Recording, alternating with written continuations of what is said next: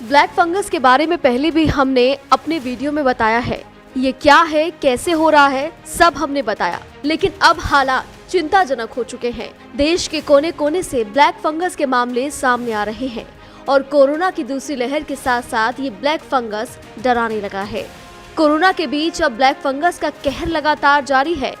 बात अगर यूपी की जाए तो अकेले यूपी में अब तक ब्लैक फंगस के 200 केस सामने आ चुके हैं और अगर देश भर की बात की जाए तो 7,000 से ज्यादा मामले सामने आ चुके हैं। कई लोगों की जान जा चुकी है।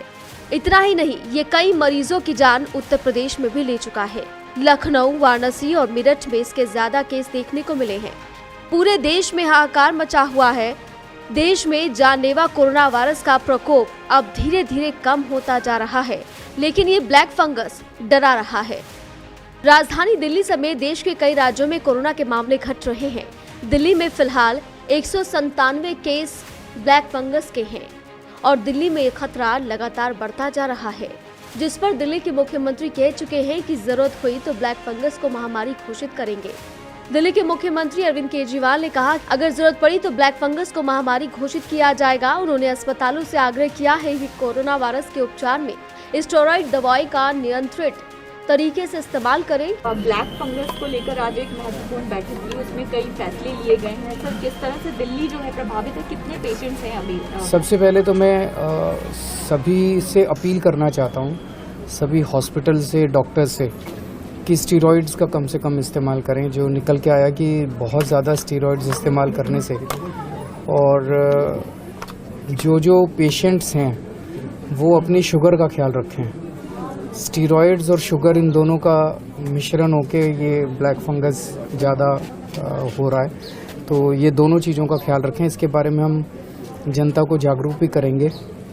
और दूसरा, इसके लिए एक इंटरडिसिप्लिनरी डॉक्टर्स की टीम बनाने की ज़रूरत है। ये निकल के आया कि इसके इलाज के लिए कई डिसिप्लिन्स के डॉक्टर्स की टीम बनाने की ज़रूरत है जो कि उस मरीज का ख्याल रखे।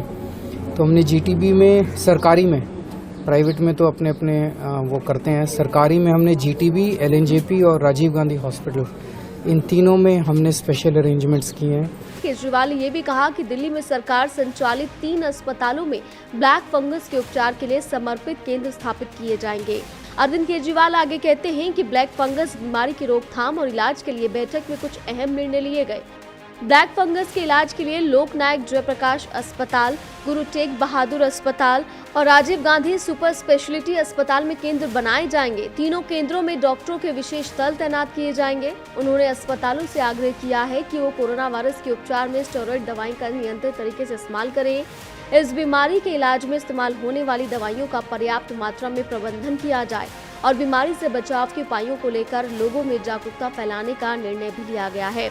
वहीं आज दिल्ली के स्वास्थ्य मंत्री सत्येंद्र जैन कह रहे हैं कि ब्लैक फंगस को लेकर सावधान रहने की जरूरत है।